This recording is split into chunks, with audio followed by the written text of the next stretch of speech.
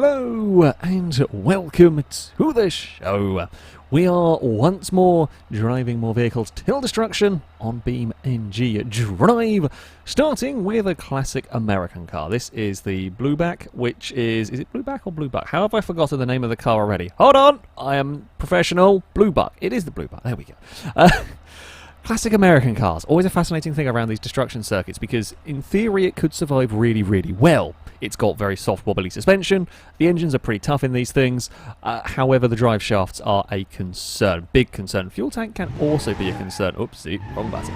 Actually, hold on, I'm going to reset all of that. It's been a very, very professional start. I am very professional, I will have you know. We've got a manual version of this. This is a, what is it, 383, so it's kind of a higher spec, manual two-door version of the car. Suspension is likely, as I said, to survive quite well. The Wobblematic suspension in these are generally pretty tough. They can take an absolute battering before they start really getting hurt. But with engine at the front, drive shaft, well, drive going to the rear is a long drive shaft, and as the chassis starts getting buckled, which is what this circuit is good at, yeah, my concern is with the drive shaft. Not impossible to lose wheels and that sort of thing. We will have to see how it goes. We have some new names for some corners. This section is going to be the checkerboard. Oh, don't do an oversteer moment across there. That's why you don't want to do an oversteer moment across there. It's only popped the tyre, not torn the wheel off. If you slide sideways across the checkerboard, you could get in real trouble. It is easy to... I say it's easy. In testing I've done, when I was initially testing this map, the... checkerboard can tear off a wheel. So we got away with that actually with only losing a tyre. It's not the biggest concern. Now those are not too bad. And this is a long vehicle. We shouldn't have any issues getting through the spinners though. We've still got full account of steering through there. Got to be a little bit more careful with this, of course, but it is through that section, no problems. And these bumps are unlikely to really do much to this vehicle. Now, the jump coming up here. Name for this jump that I liked. We're going to call this one Shafted, because, well, it's killed drive shafts, and I think it will kill plenty more to come here. Oh, big hit on the floor. We survive on the first time of asking, and more importantly, the radiator has survived. So, that is what we need. That's what we need. That is always good news. And of course, our tyres are, well, I mean, they're old tyres on here. We have very little grip up here on the dirt. And now we're coming up towards this next jump. I've seen a few good suggestions for this one so far. I haven't quite decided yet, so do keep leaving suggestions for that jump. That one's quite a nasty one. You need speed to get across there. If perhaps you haven't seen this series before, welcome. Welcome to one of my favourite series to film, where we gradually destroy cars. I have to be driving around here as fast as the vehicle is realistically capable of. Some cars are so quick we do have to start being careful with jumps because you'll physically jump out of the map. But we're not allowed to be kind to the vehicle. It's a punishing circuit. It's supposed to be punishing. We're supposed to see what sort of punishment these cars can take. We've had a pretty good first lap, actually, with this. Oh, this is always a big one. It hit pretty level, though. That's always important. And this section we're heading towards is going to be the tabletop jumps, because, well, they're tabletop-style jumps. Ooh, landed on the side, but didn't land on the wheel. It landed on bodywork rather than a wheel. That is what we want. I'd much rather that, because you can dent the bodywork all you want. Don't care about that. Oh Christ! As long as we don't land on the wheel, because you can snap the wheel off if you land that one awkwardly. We'll go through the shallow grave, no problems this time. Let's not spin the car here. Let's not get carried away with the throttle. How many gears does it? It does only have a 3-speed in it. That doesn't really matter too much. I was wondering why second gear I was getting away with so. You probably drive the whole thing in second gear, to be honest. You don't really go very fast around this course, with the exception of the start-finish line area. So, yeah, we are sliding around across here again. These don't seem to be really affecting this car. We saw the Hopper have so many issues through there, but no real problems for the Bluebuck. Oh, really make sure you get the car slowed down. It's quite...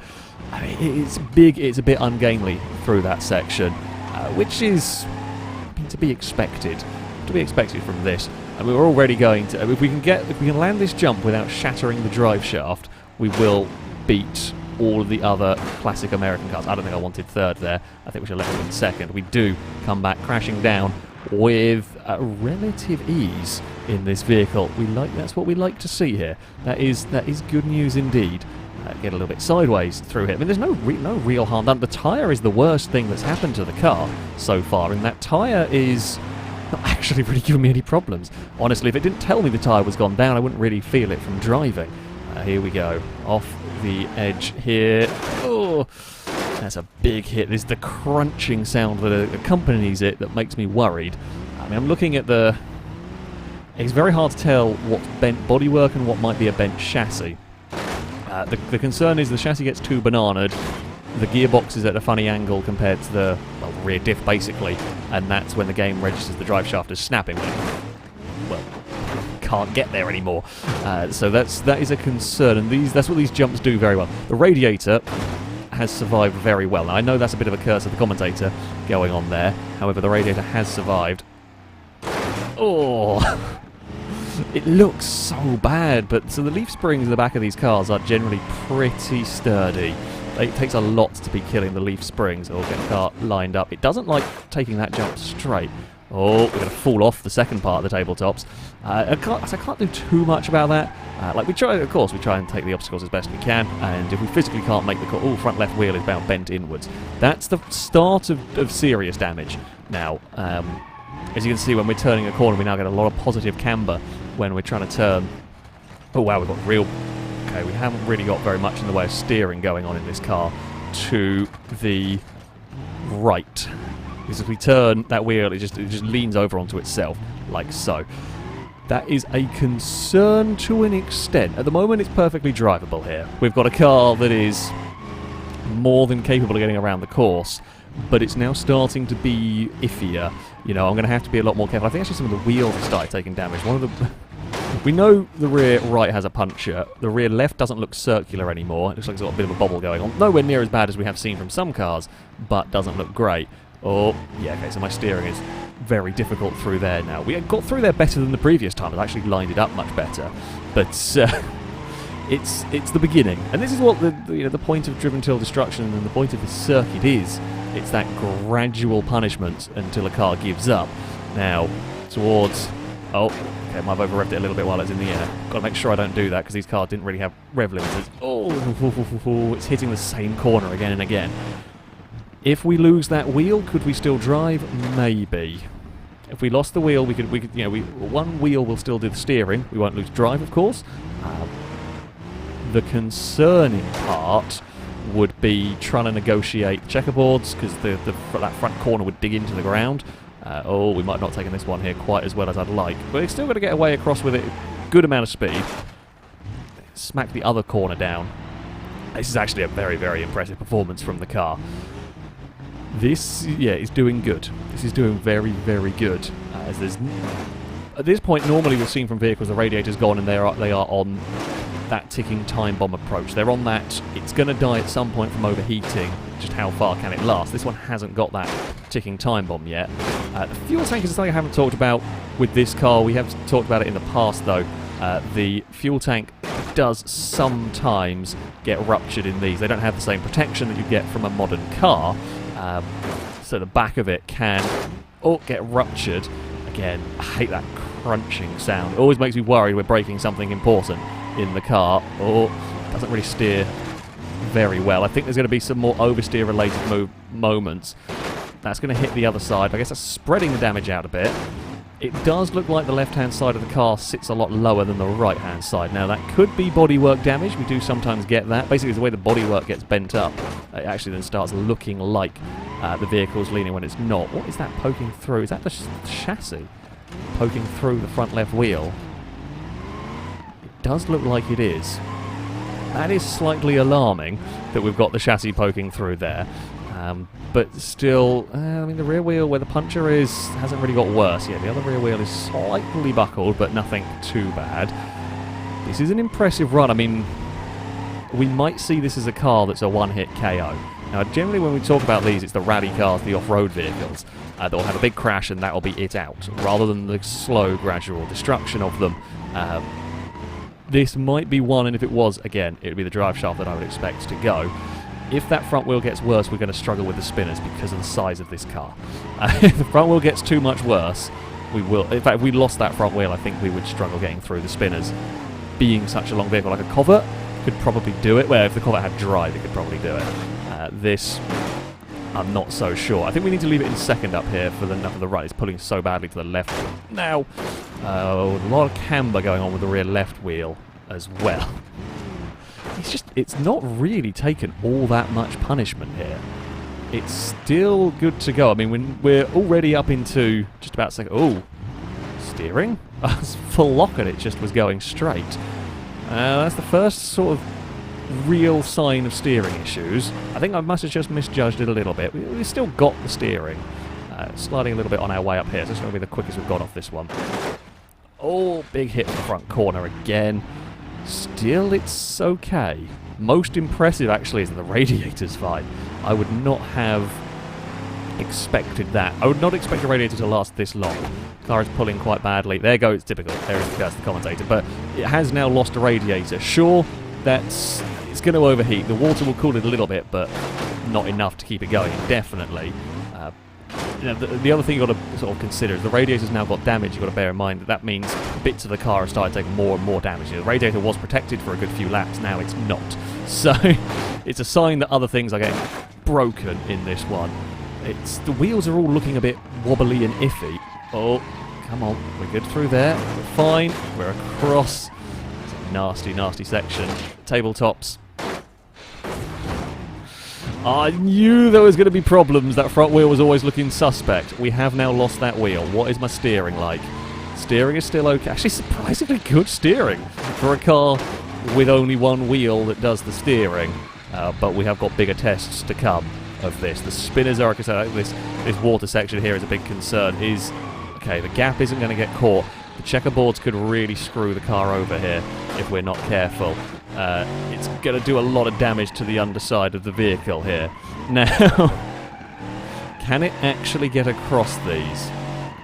Can it even make this obstacle anymore, or is it too low to the ground? Now, we do generally allow vehicles in this condition to get a little bit of a pull out of here by virtue of the reason why we generally allow vehicles a little bit of leeway to get out of here is otherwise some of the very low slung cars could just get completely and utterly just wedged with the front end getting stuck. We could probably sneak our way. I mean, technically we'd have two wheels on the course, so we can sneak our way down here and keep the car alive for now, but I mean, we're going to crash into stuff quite hard in that front left corner. The car has to be able to achieve 20 miles an hour, otherwise it'll be counted out on the crawler rule. This is to stop heavily damaged vehicles literally limping around indefinitely because they're so slow they can't damage themselves further. This vehicle is able to do that. We're going to have some fun in the spinners. We're going to have some real fun going into the spinners. I'm going to have to get the spinners right, otherwise we are probably going to snuff it here. Because I can turn left into it, but it's the second part that we're going to have issues with, getting the car out of it here.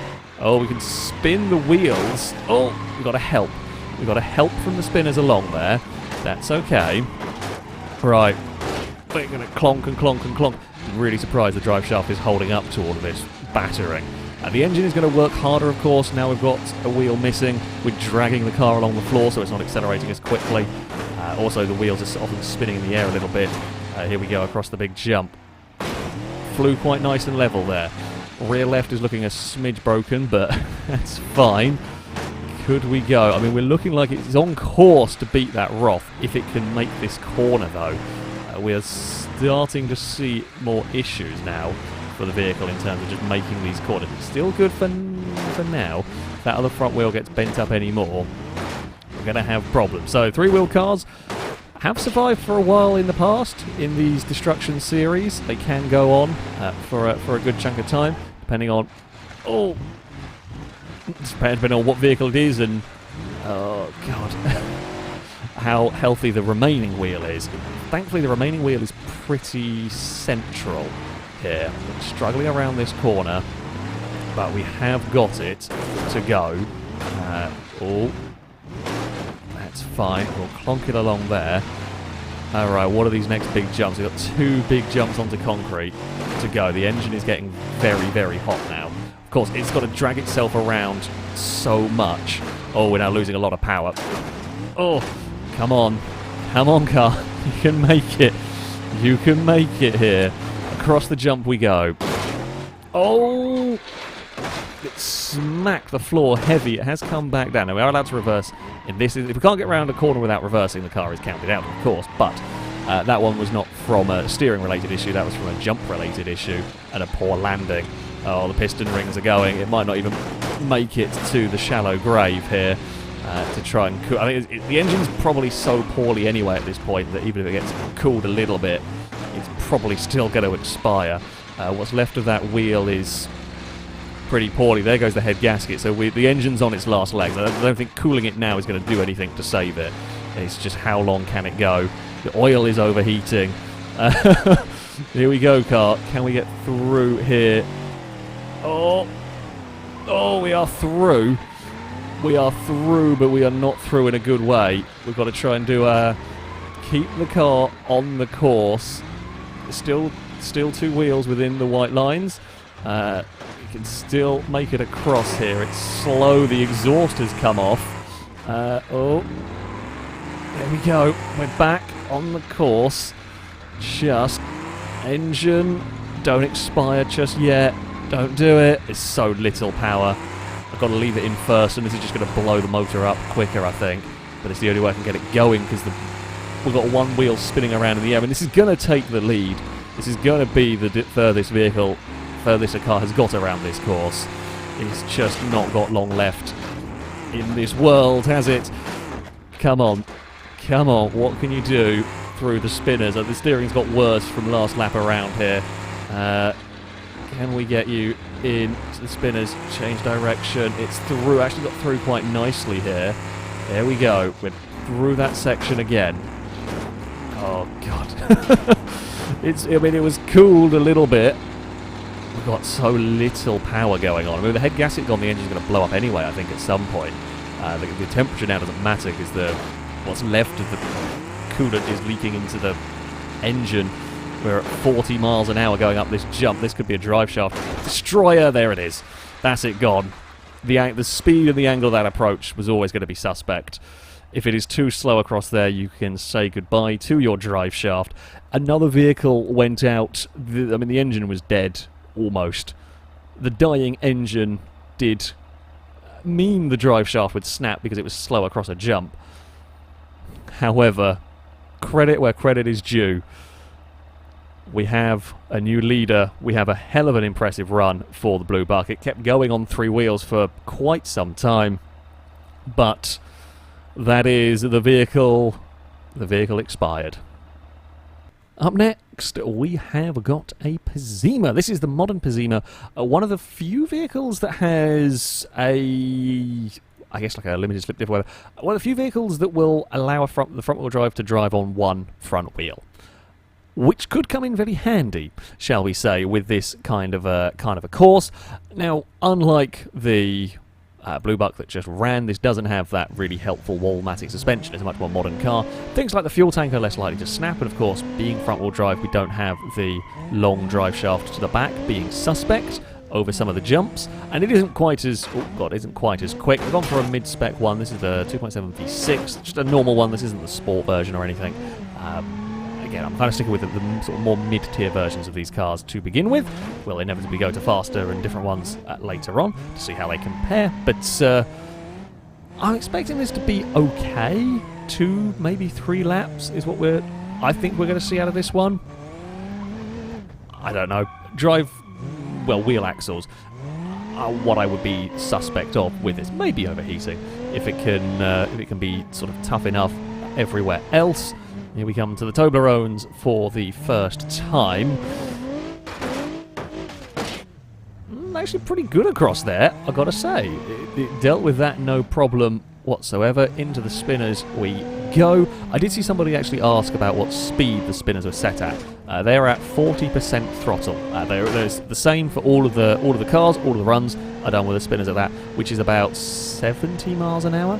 I think that that they go at, which is, I mean, that's a good chunk of speed. It's also not insane. Like, if a car grazes it, it's not going to be an insta-kill, especially with the height that they are at. It's kind of a good... I did quite a bit of testing, actually, to figure out what speed I wanted them at, and it's quite a good balance, I think. Anyway, we've not seen them come into play yet. I know everyone's excited for when the spinners come into play. At the moment, everything's been good enough on the steering front through there, which does surprise me so far. We've not had more steering damage, especially with some of these, like this drop here, not snapping or ball breaking, bending steering more. So we saw quite a lot at Baja cars going out with steering.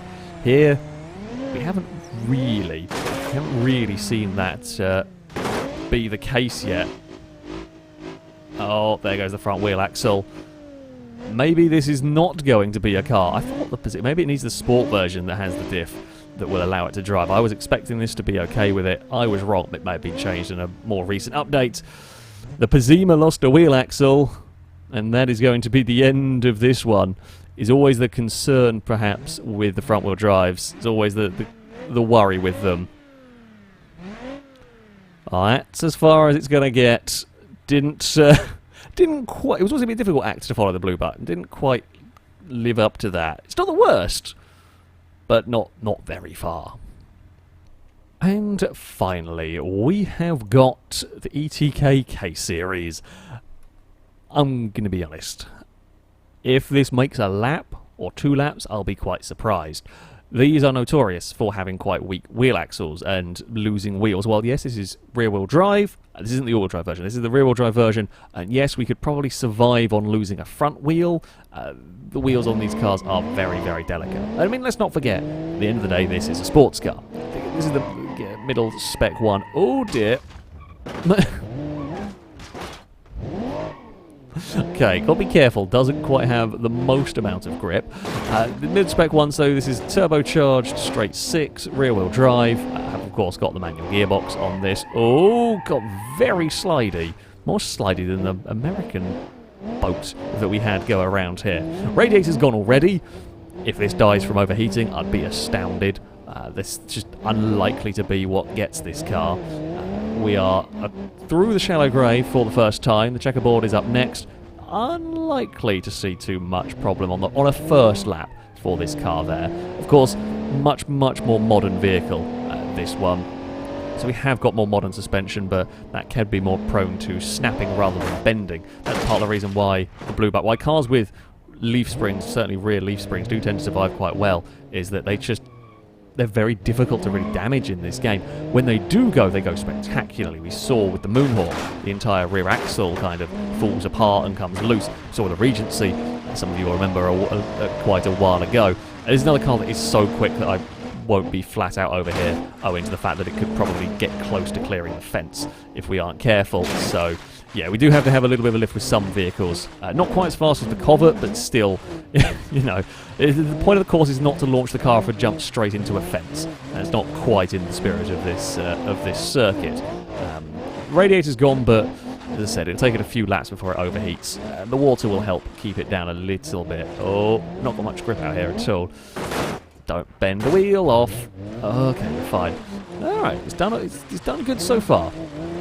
If it's not the wheels themselves that go, not loss of a wheel itself that kills this, I don't actually know what would go in one of these, because we've just never seen it. They've always been, this and the 800 series have always been lose a wheel. It's always been what's gone.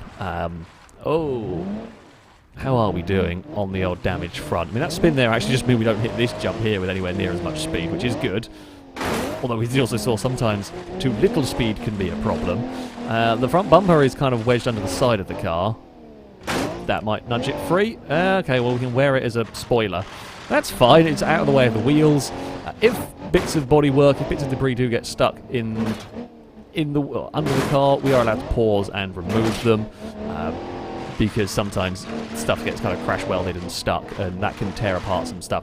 I have just noticed the top of the front shocks are poking out of the bonnet. Now, I don't know about you, but I do believe that that's not good.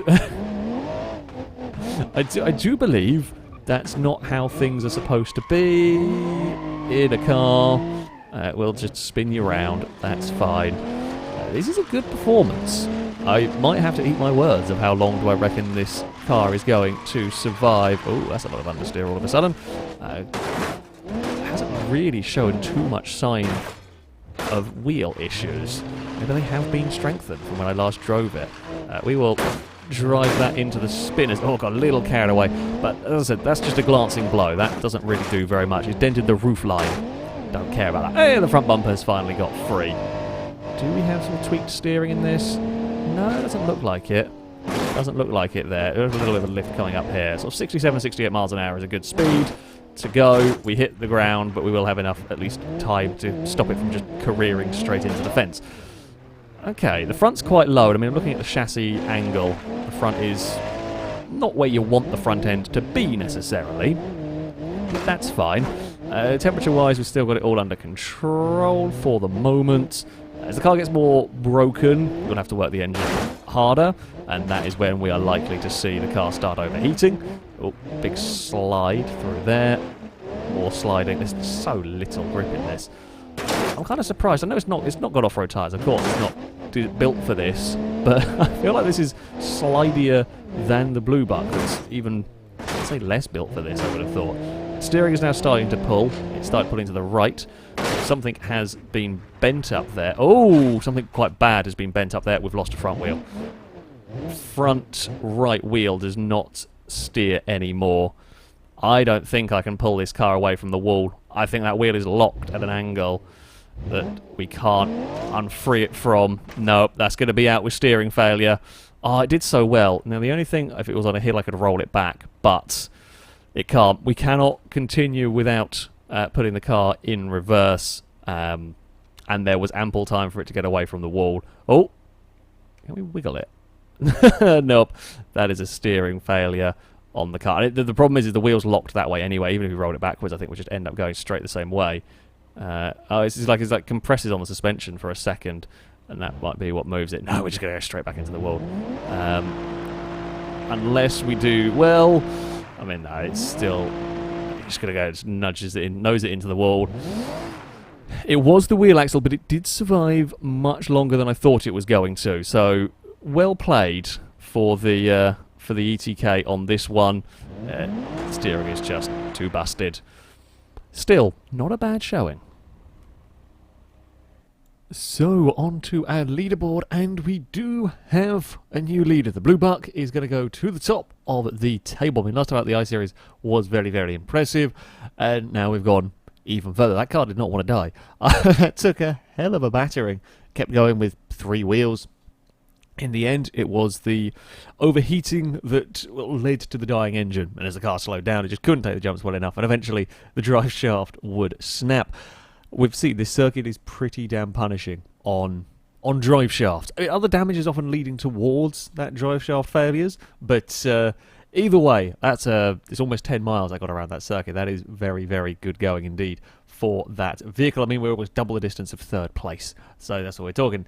We move further down the order to find some of the other vehicles. Now, ignore sometimes the distances might be a little bit wonky because the way the distance counter works isn't always perfectly accurate, especially with damage. Some cars are spinning the wheels a lot and technically read further distances. Don't worry about that, though. The K-Series actually did really good. I'm impressed with that car. Goes into 10th place for now. 3.8 miles. Yes, it would be the steering that goes. It is an unsurprising failure, really, for that kind of car, but gotta say, it surprised me the fact that the K-Series went that far, went further than the W-Series, went further than the Hopper, for example. So it's not bad going whatsoever. The Zima, not such a good time for that vehicle.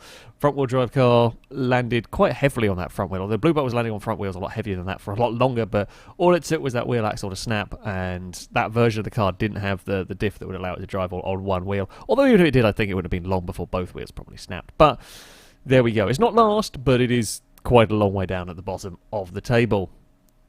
That, though, is going to be it for this episode. Thank you all very much for watching, and of course I shall link all the mods used in the description so you can download them and have a go with them yourself. Shall be it from me. Until next time, goodbye.